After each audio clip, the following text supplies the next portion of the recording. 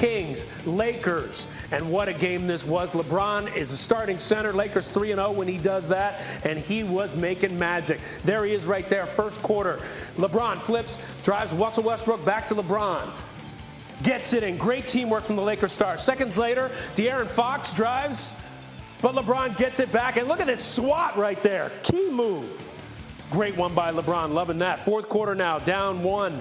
LeBron jacks it up for three and hits. Pumped as they take a 2-point lead. 2:30 remaining.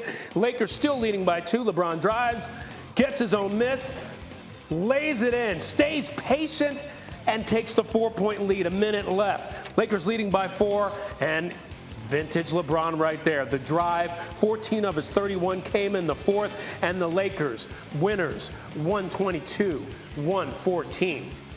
And with AD going down 10 games ago, it's been up to LeBron, who has stepped up to cover in AD's absence. Since the injury, James has led the Lakers in scoring each night, averaging 34 points a game on 55% shooting. He's also cleaning up on the boards, averaging nearly 10 a game. He has been on a streak, and the Lakers are on a tear. And let's bring in Big Perk to talk about these Lakers. Perk, they're over 500 for the first time in a while. It's really since December 19th. They've been 4-0 with LeBron as their starting center. Have they figured something out here? You know what? Let's pump the brakes, okay? The only thing that we figured out was that how great LeBron James is, and that he's the best all-around player this game has ever seen. Now, when you talk about the Los Angeles Lakers, listen, Ryan, they have had the 5th easiest schedule in the NBA. So when you look at the wins and the teams that they beat, I'm not going to overreact and say that they have figured things out. I need to see them against those top-tier teams. I need to see them against Golden State. I need to see them against the Suns. I need to see them against the Bucks, the Nets. Get wins in those games. But I will say this. It's hard to win in any league, so you'll take the wins. But at the end of the day, the Lakers' goal is to win a championship. And right now, they're not looking like a championship-caliber team. I know they're winning games with LeBron James at the center, but I think this is more so just showing how great of a player LeBron James really is. Yeah, he really is. But being over 500 by one game and being championship caliber, there's a big difference there. Now let's speak about championship caliber. When we talk about the Nets, they're preparing for Kyrie Irving to make his season debut tonight against the Pacers in Indianapolis. He hasn't played because of the Nets' decision before the regular season not to allow him to be part-time because of the New York City vaccine mandate. So I ask you this, does Kyrie's return, even in half the games, make the Nets a prohibitive favorite to win the title?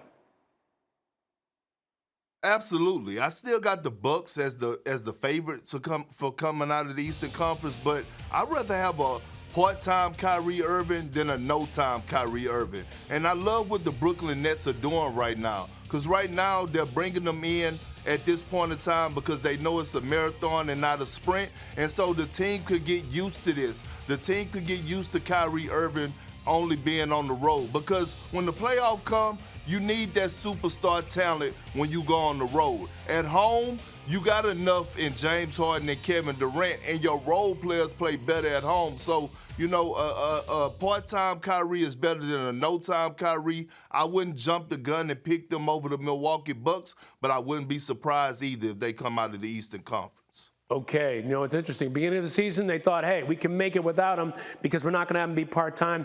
Now he's coming back. Now the Warriors, they're optimistic with Klay Thompson returning on Sunday. So I ask you this, who's more impactful in terms of their return, Klay or Kyrie? It's Klay. It's Klay. Look, I understand Andrew Wiggins and I understand Jordan Poole been balling, but they've been balling in the regular season. When we talk about Klay Thompson, we have witnessed and saw what Klay Thompson is able to do when it matters the most. And that's step up in the big moments. That's take pressure off of Steph Curry. And look, I think at times we forget how special of a talent Klay Thompson really is. So when I look at the impact that he's going to bring to the Golden State Warriors, the way that they are already playing, if you could get a healthy Klay, they're going to be the favorites to win the championship, and there's no debate about it. Thank you for watching ESPN on YouTube. For live streaming sports and premium content, subscribe to ESPN+.